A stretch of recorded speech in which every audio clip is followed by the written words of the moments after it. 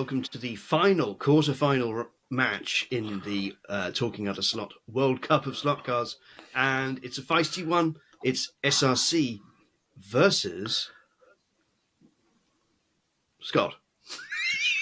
Oh, sorry. I didn't realise. Sorry. I didn't realise I had a part to play in this introduction. Sorry, I was making up to go along. SRC versus Racer Sideways. Right, okay. Who, for simplicity, we shall refer to from now on as Sideways. Yes. Just because it gets a bit complicated. They started off Italian and they've become French. I will pass no comment on that. But as you say, final one. This corner of the draw, because even the first round matches, just to recap, so SRC beat Revo Slot and Racer Sideways beat Scale Auto only on penalties. You've got buyer's remorse on that one, haven't you?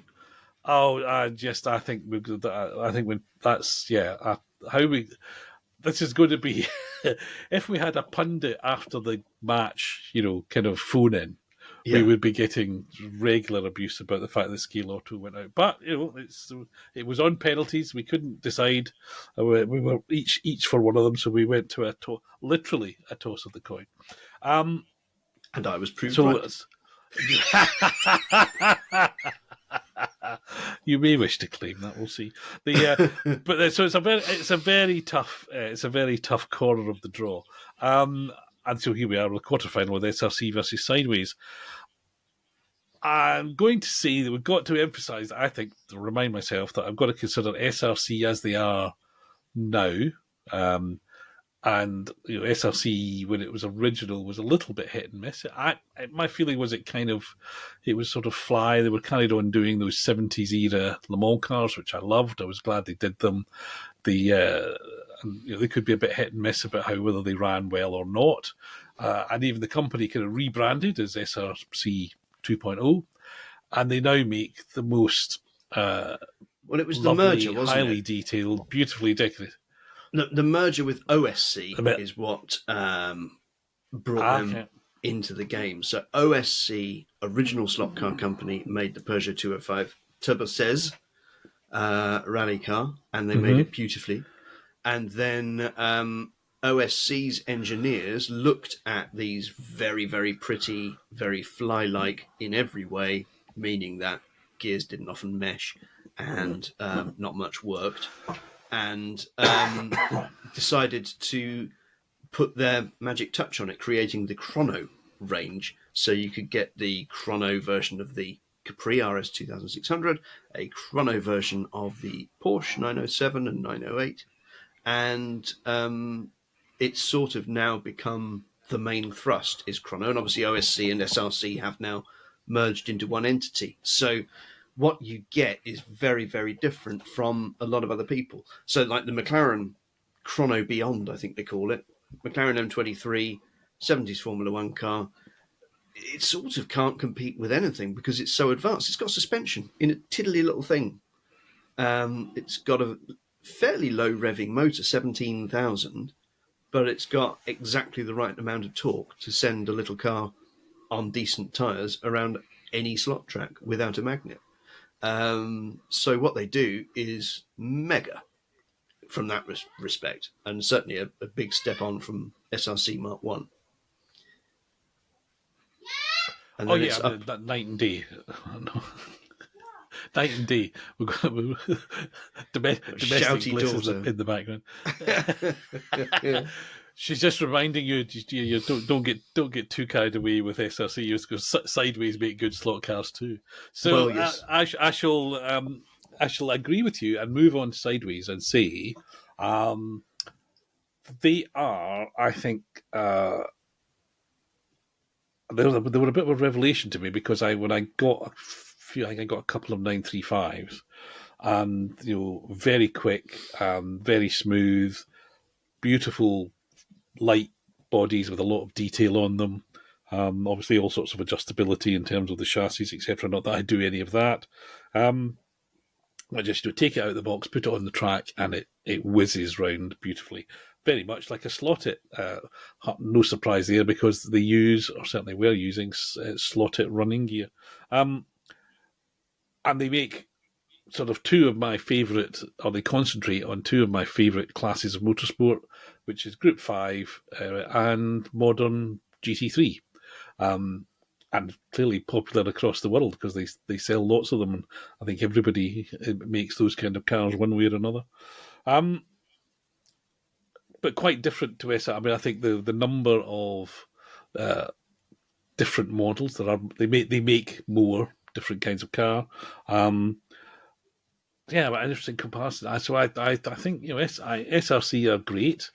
I'm almost too scared to run mine. I mean, the Delta and the Toyota, which are the most recent two that I've got, the Toyota Le Mans car and the Delta Rally car. Beautiful, and I run them round, and they're very fast, even without trying.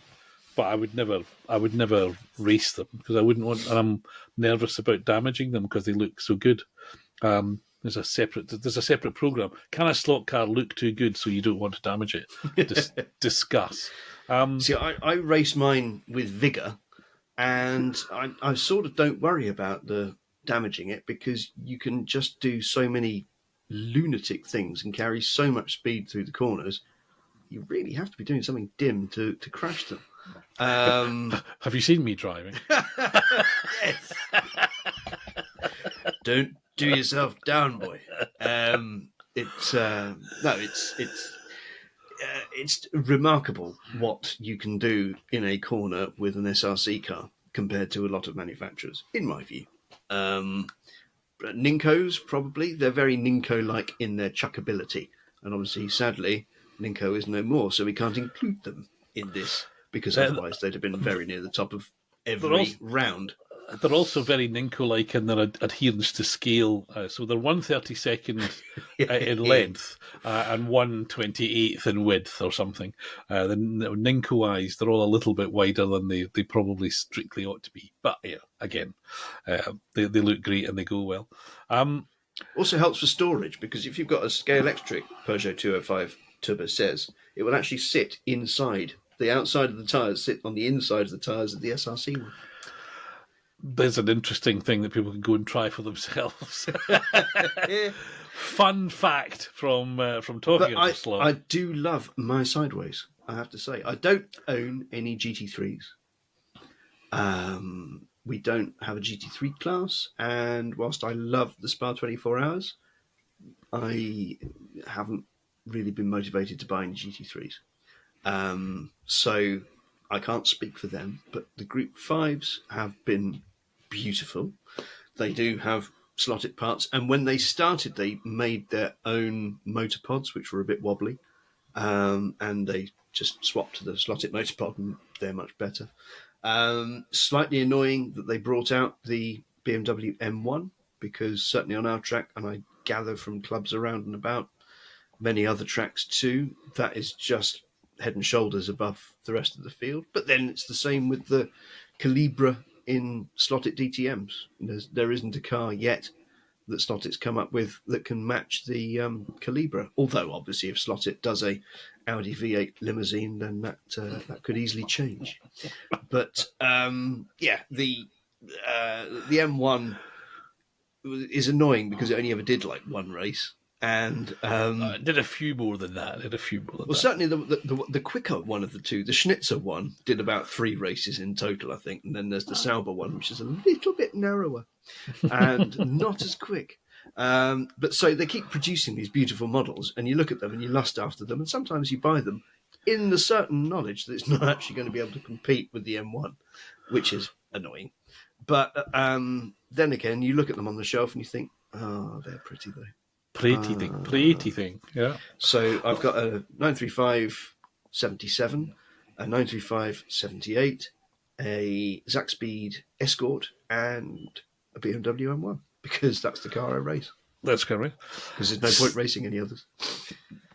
Well, I mean, I've got a number of them, and I don't race any of them. I just enjoy playing with them, which is what it's all about, as far as I'm concerned. So it's come to that time. We've got to come up with a result from this match. I think I'm I'm not clear in my own mind which one I'm going to vote for. Do you have a clear winner?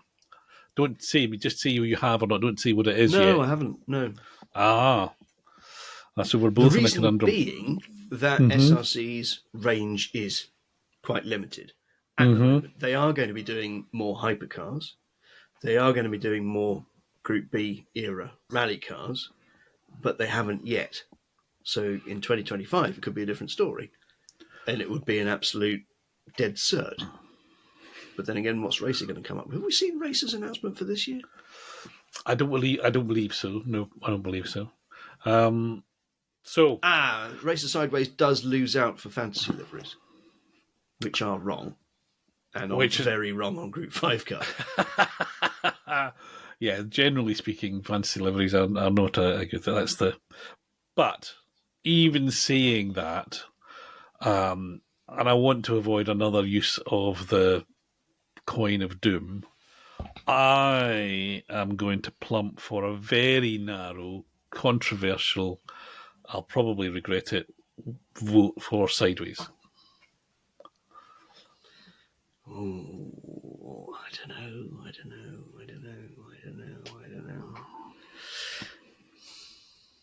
See, SRCs are just so good on the track. So good. But all right. Well, it's up to you. You can, if you want to. We can. The coin of doom can be called into play, but I mean, it's all on you. No pressure. No pressure.